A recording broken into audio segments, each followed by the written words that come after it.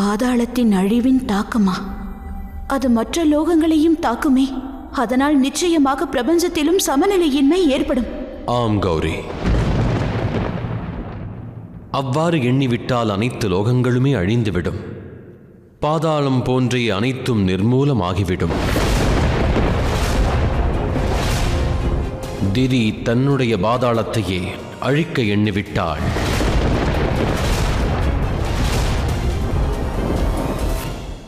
இனி அனைத்தும் அழிந்துவிடும்.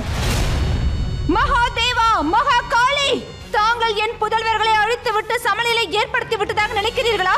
இனி இந்த அசுரத்தாய் திதியானவள் இந்த பிரபஞ்சம் முழுவதையும் சமநிலை இல்லாமலாக்கி விடுவாள். மகாதேவா, நான் தவறிழைத்து விட்டேன். தாங்கள் தெளிவாக கூறியிருந்தும் நான் தவத்தை கலைத்து விட்டேன்.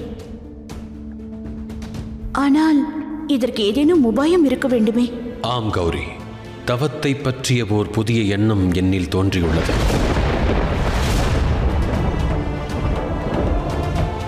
இப்பிரபஞ்சத்தை அழிவிலிருந்து ரட்சிக்க, பிரபஞ்சத்தில் சமநிலையை ஏற்படுத்துவதற்காக பூமியில் ஜோதிர்லிங்கங்களை தோற்றுவிப்பது அவசியமாகும். ஜோதிர்லிங்கமா? ஆம் புத்திரனே, ஜோதிர்லிங்கங்கள் தெய்வீக சக்திகளின் மையங்கள். அதன் உதவியுடன் பிரபஞ்சத்தின் தெய்வீக சக்திகள் அனைத்தையும் ஒருநிலைப்படுத்த முடியும். எப்பொழுதெல்லாம் பிரபஞ்சத்தில் தீய சக்திகள் பிரபஞ்சத்தின் பாதுகாப்பிற்கே அச்சுறுத்தலாக விளங்கும் போது இந்த மையங்களின் தெய்வீக சக்திகள் அனைத்தும் அந்த தீய சக்திகளை கட்டுப்படுத்தும். அதற்காக இந்த மையங்களை நிறுவ வேண்டியது மிகவும் அவசியமானதாகும். கட்டளை இடுங்கள் தந்தையே. அவையெல்லாம் நிறைவேறுவதற்கு நான் என்ன செய்ய வேண்டும்? அந்த மையங்களை எங்கு நிறுவ வேண்டும்? இல்லை தமையா, இந்த மையங்களின் சக்தியானது இந்த பிரபஞ்சம் முழுவதும் தொடர்புடையதாகும். அப்படி என்றால் நிச்சயமாக இந்த லிங்கங்கள் சாதாரணமான சிவலிங்கங்கள் அல்ல. இந்த லிங்கங்களை நானோ தாங்களோ நிறுவ இயலாது. இந்த மையங்களை தந்தையாரை தவிர வேறு எவராலும் நிறுவவே இயலாது. இல்லையா தாயே? ஆம் மகனே.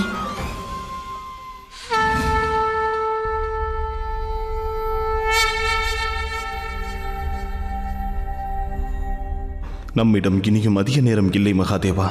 திதி யாகத்தை துவக்கிவிட்டான்.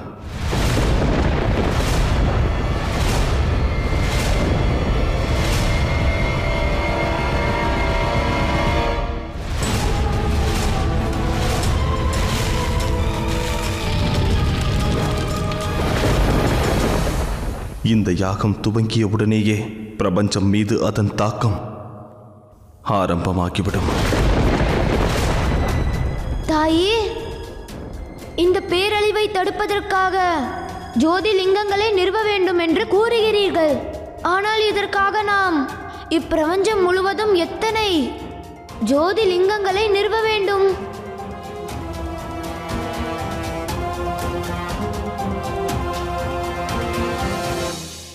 பிரபஞ்சம் முழுவதிலும் 12 ஜோதிர்லிங்கங்களை நிறுவ வேண்டும். இதற்கு பின்னால் ஒரு பெரிய காரணம் உள்ளது.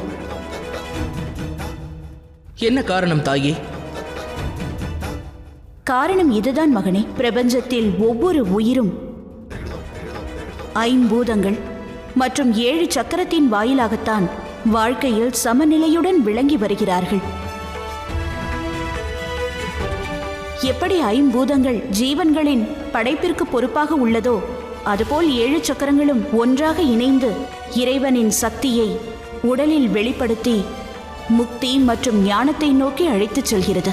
ஆகையினால் நாம் 12 மையங்களை, அதாவது ஜோதிர்லிங்கங்களை நிறுவியாக வேண்டும்.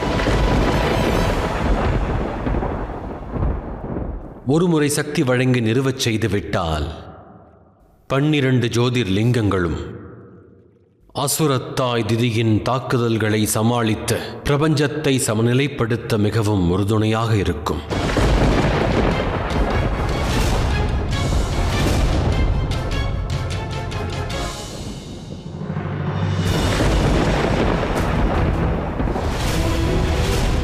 செய்யாதீர்கள் அசுரத்தாயே. இப்படி பிரபஞ்சத்தில் சமநிலை இல்லாமல் செய்து தேவர்கள் மற்றும் அசுரர்கள் இடையே சமநிலையின்மையை ஏற்படுத்த நினைக்கிறீர்கள். அப்படி செய்யாதீர்கள். தேவர்கள் மற்றும் அசுரர்கள் இடையே சமநிலை ஏற்படாமல் போனால் நான் அதன் மூலம் இந்த பிரபஞ்சத்தையே அழித்து விடுவேன்.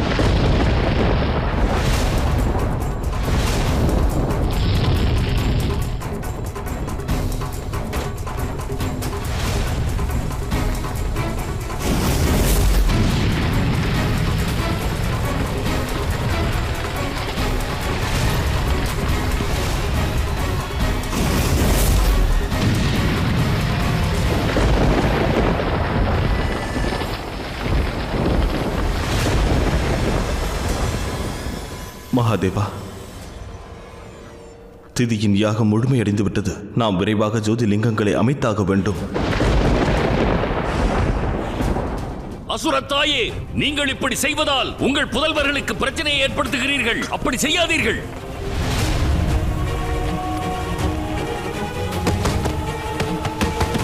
அசுரர்கள் நன்மைக்காக சில அசுரர்கள் துன்பப்பட வேண்டியது வந்தால் அதை நான் ஏற்றுக்கொள்கிறேன் குருதேவா. இந்த பிரச்சனை முடியும் போது அவர்களாகவே இதை புரிந்து கொள்வார்கள். இல்லை, அப்படி நடக்க நான் விடமாட்டேன். பாதாளம் அழிந்து போவதற்கு முன்பு நான் அசுரர்களை பாதுகாப்பான இடத்திற்கு அழைத்துச் செல்ல வேண்டும்.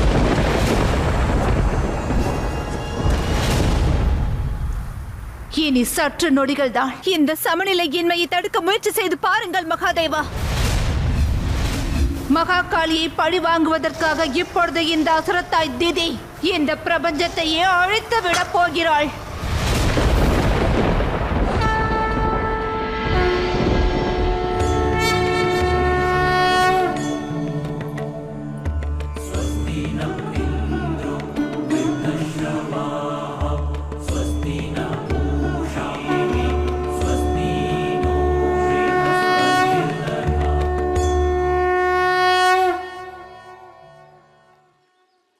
தாயே, தங்கள் மற்றும் தந்தையாரின் உணர்வுகள் பெருக்கெடுப்பதை பார்த்தால் எனக்கு என்னவோ இந்த இடத்திற்கும் தங்கள் இருவருக்கும் ஏதோ பிணைப்புள்ளது போல் தோன்றுகிறது.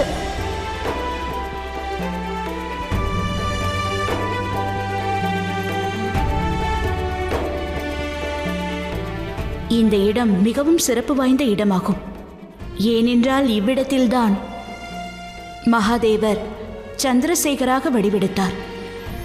மகாதேவர் சந்திரசேகரனாக மாறியதற்கு இதற்கு பின்னால் ஒரு பெரிய அழகான கதையே உள்ளது. நீண்ட காலங்களுக்கு முன்னால் தக்ஷன் என்ற மன்னன் சந்திரதேவரை சபித்து விட்டார். மகாதேவா, தங்களால் தான் என்னை இந்த சாபத்திலிருந்து மீட்க இயலும். நான் அழிந்து கொண்டிருக்கிறேன். என்னை அழிவிலிருந்து காப்பாற்றுங்கள்.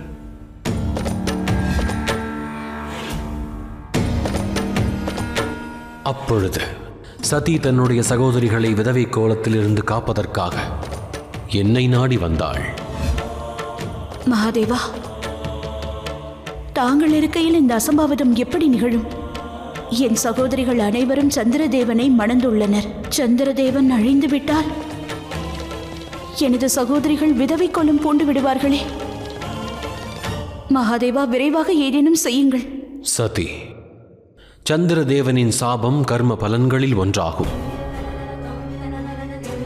பிரஜாபதி தட்சன் எடுத்துரைத்தும் கூட கணவனாக அவன் தன் கடமையை ஆற்றவில்லை.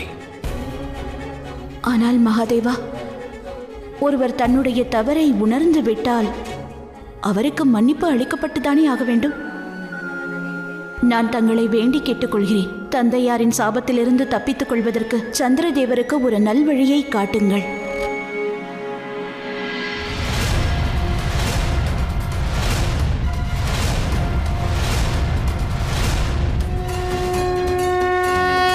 உனது கண்களை திற சந்திரா.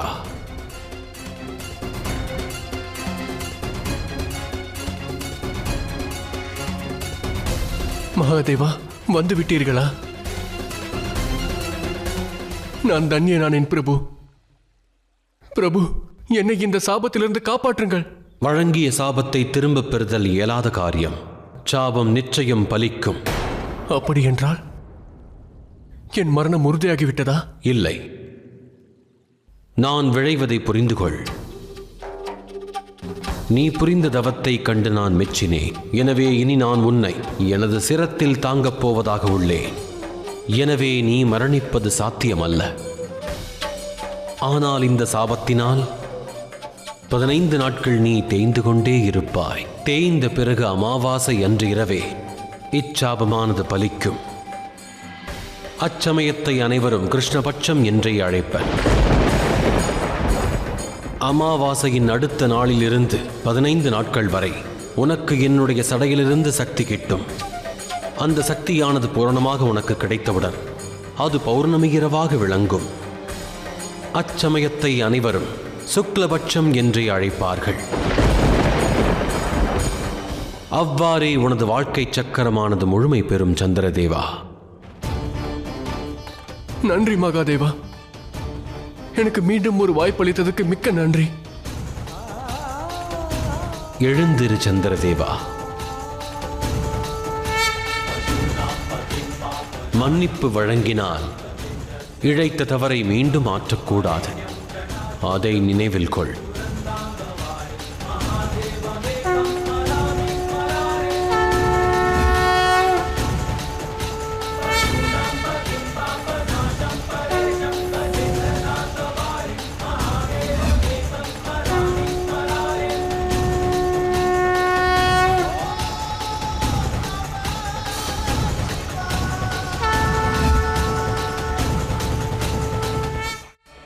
இந்த இடம் சக்தி நிறைந்த இடம். இங்குதான் சிவன் சந்திரசேகர் ஆனார். மகாதேவர் மீது சந்திரதேவர் வைத்திருக்கும் பக்தியின் வெளிப்பாடு இந்த இடம். அந்த காரணத்தினால்தான் இந்த இடத்தில் பிரபஞ்சத்தின் முதல் ஜோதிர்லிங்கத்தை நிறுவப் போகிறோம்.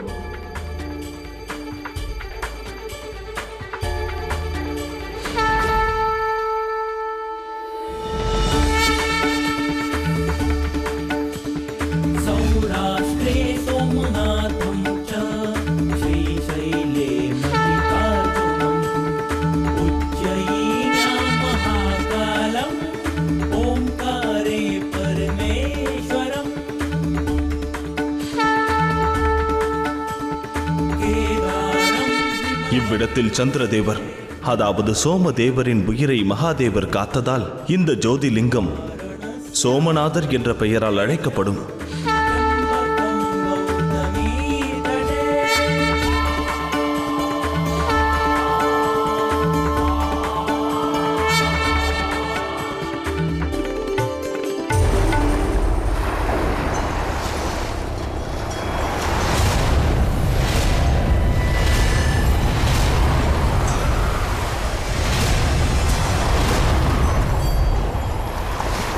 மகாதேவா,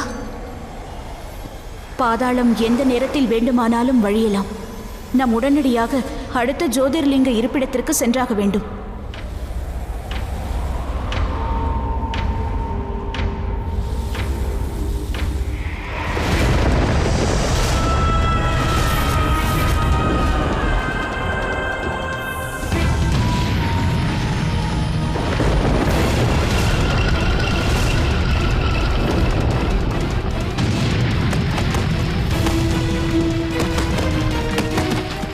எவராலும் என்னை தடுக்க இயலாது.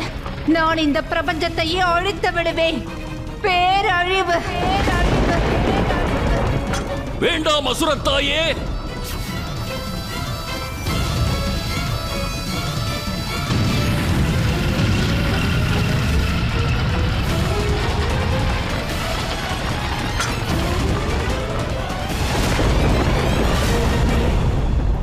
அடுத்த ஜோதிலிங்கத்தை எங்கு நிறுவப் போகிறோம் தாயே?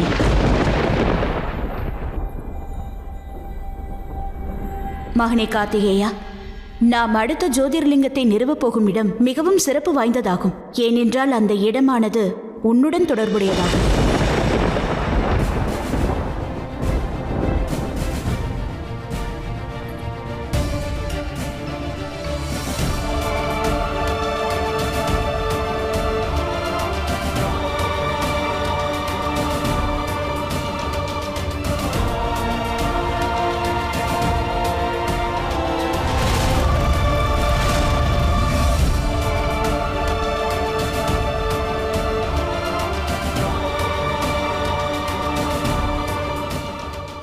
கூறுங்கள் தமையா.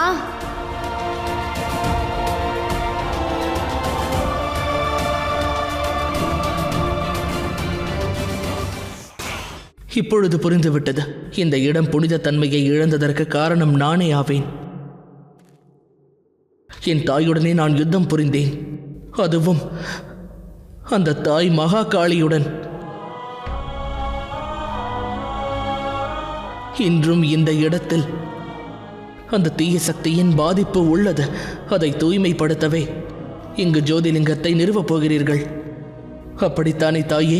இல்லை மகனே, இந்த இடம் ஏற்கனவே ஒளியும் புனித தன்மையும் நிறைந்த இடமாகும். இதன் புனித தன்மைக்கான காரணம், இந்த இடத்தில்தான் ஒரு புதல்வனின் வாழ்க்கை புது பாதையில் பயணிக்க துவங்கியது. அதோடு ஒரு தாயின் தாய் அன்பும் இங்குதான் வெற்றி பெற்றது.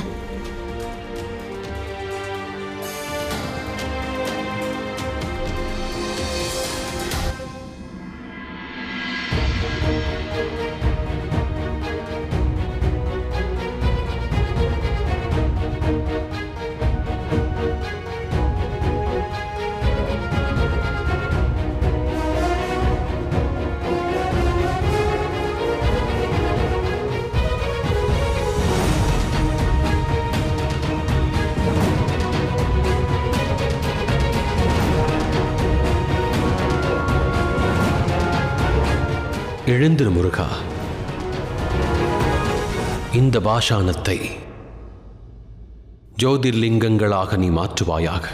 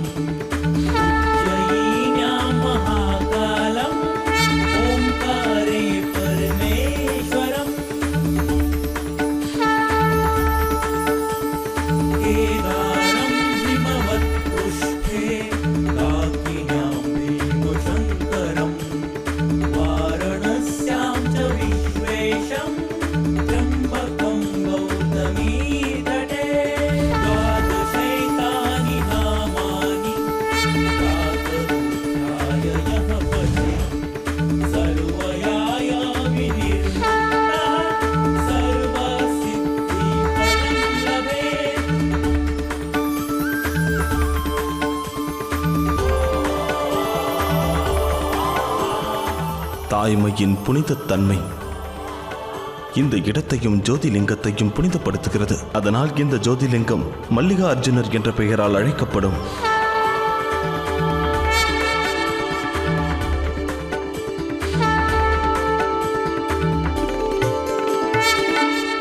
மகாதேவா, இனியும் நாம் 10 ஜோதிலிங்கங்களை உருவாக்க வேண்டும். நாம் விரைந்து செயல்பட்டாக வேண்டும். ஏனெனில் இப்பொழுது இதை பற்றி அசுரத்தாய் தெரிந்து கொண்டிருப்பார்.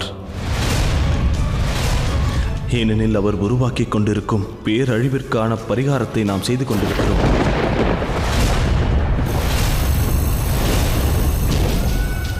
எவ்வளவு வேண்டுமானாலும் முயற்சி செய்து கொள் மகாதேவா. இந்த மையங்களை உருவாக்குவதால் எந்த பயனும் இல்லை. இம்முறை நான் தான் வெற்றி பெறப் போகிறேன். உலகங்களைப் போலவே நான் இந்த 12 ஜோதிலிங்கங்களையும் நிரந்தரமாக ஒழித்து விடுவேன். நமக்கு என்ன நேர்ந்தாலும் சரி, அந்த அசுரத்தாய் திதியை இம்முறை வெற்றி பெற விடவே கூடாது.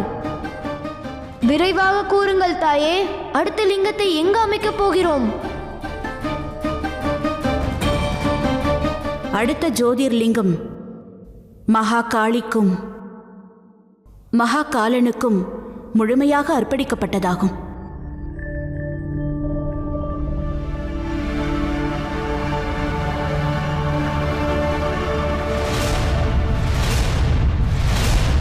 நீ நெருப்புடன் விளையாடுகிறாய் அசுரத்தாயே. முதலில் நீ பாதாளத்தையே தாக்கினாய். இப்பொழுது நீயோ மகாகாளியும் மகாதேவரும் இணைந்து உருவாக்கி வரும் 2 ஜோதிலிங்கங்களை அழிக்க பார்க்கிறாய். அப்படி செய்யாதே. நெருப்புடன் விளையாடுபவர்களை ஜுவாலைதான் எரித்துவிடும். நானே ஜுவாலை வடிவானவள். என்னை உங்கள் மகாதேவரால் ஒன்றும் செய்ய இயலாது.